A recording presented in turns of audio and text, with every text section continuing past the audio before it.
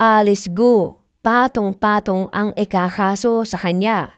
Huling-huli, buhing, bistado na dahil sa napatunayang nagnakaw ng pangalan sa ibang tao para gamitin ang pangalang Alice Lial Gu.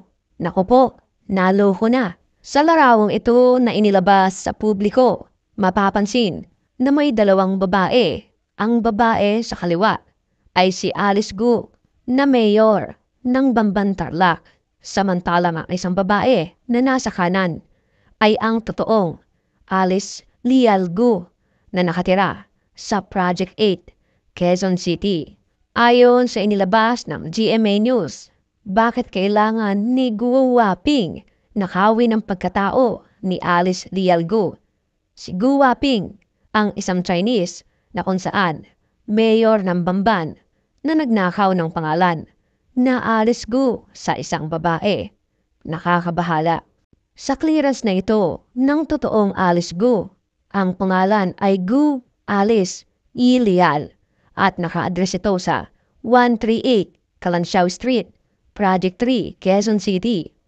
Kaawa-awang nilalang ninakawan di umano ng babae na isang Chinese na nag-spy di umano sa Pilipinas.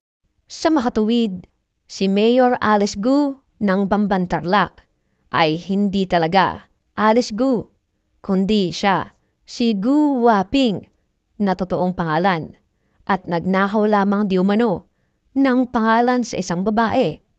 Sa ginanap na hearing ngayong Wednesday ay hindi umaten si Gu Waping na siyang nagpapanggap na Alice Gu.